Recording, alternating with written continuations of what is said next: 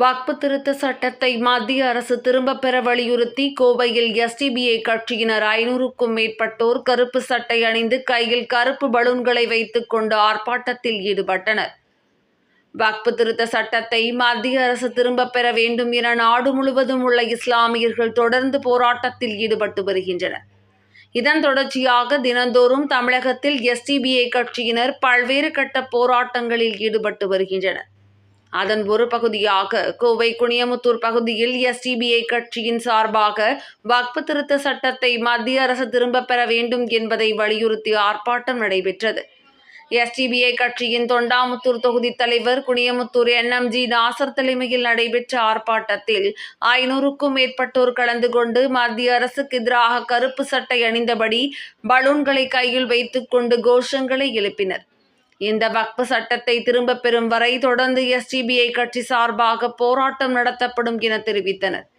இதில் எஸ்டிபிஐ கட்சியின் தொழிற்சங்க மாநில பொதுச் செயலாளர் ரவூப் நிஸ்தார், வர்த்தக அணி மண்டல தலைவர் அப்துல் கரீம், மாவட்ட அமைப்பு பொதுச் செயலாளர் இப்ராஹிம் பாதுஷா, மாவட்ட செயலாளர் அபு தாஹிர், மாவட்ட செய்தி தொடர்பாளர் மன்சூர் அலி, மாவட்ட செயற்குழு உறுப்பினர் ஷானவாஸ், தொகுதி நிர்வாகிகள் லக்கி ரஃபீக், அக்பர், அபு தாஹிர், ஜமீசா, ஃபைசல், ஒய் ரஃபீக், கிளை நிர்வாகிகள் இலியாஸ், வார்டு நிர்வாகிகள் ஃபைசல், இப்ராஹிம், நசீர், ஜமாத் நிர்வாகிகள் முத்தவள்ளி அக்பர், செயலாளர் Abdul Rahman, women India moment நிர்வாகிகள் ஆகியோர் கலந்து கொண்டு கண்டன கோஷங்களை எழுப்பி போராட்டம் நடத்தினர்.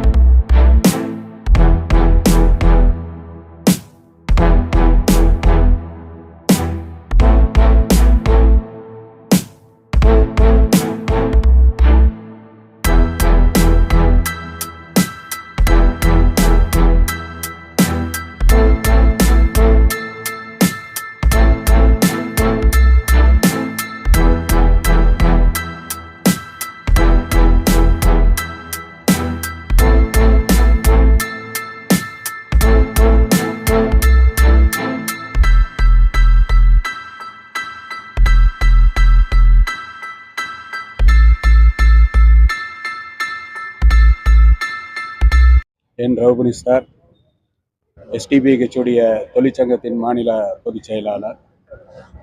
எஸ்டிபிஐ கட்சியின் தொண்டாமுத்தூர் தொகுதி சார்பாக வக்பு திருத்த சட்டத்தை திரும்ப பெற கோரி இங்கு ஆர்ப்பாட்டம் நடைபெறுகின்றது.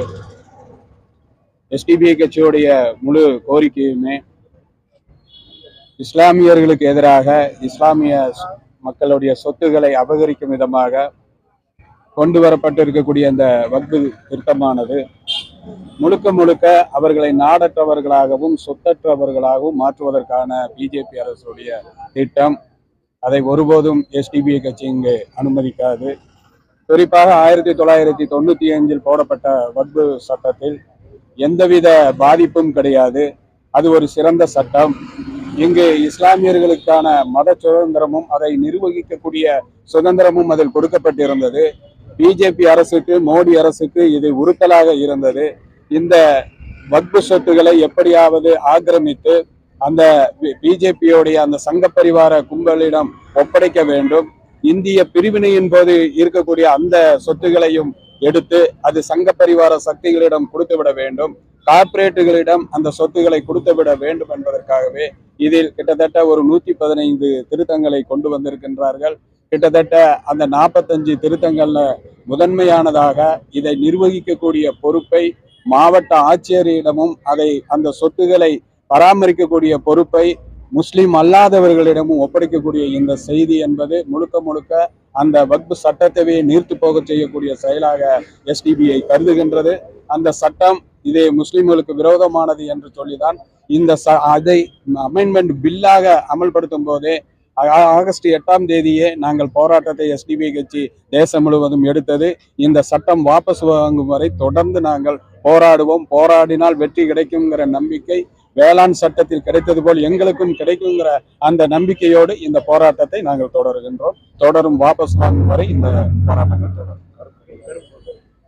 கருப்பு பலூன் எதிர்ப்பு தெரிவிச்சுதான் அந்த கருப்பு பலூனை நம்ம ஒவ்வொரு கட்ட போராட்டங்களை செய்யறோம். அதாவது கண்ணை கட்டி போராடுவது, கருப்பு துணி கொண்டு கண்ணை கட்டி போராடுவது, கருப்பு பலூன்களை பறக்க விட்டு இது முழுக்க இந்த ஒன்றிய பிஜேபி அரசுக்கு எதிரான எங்களுடைய மனநிலையை காண்பிப்பதற்காக இந்த போராட்டங்களை இது போன்ற திட்டங்களோடு நாங்கள் செய்வோம்.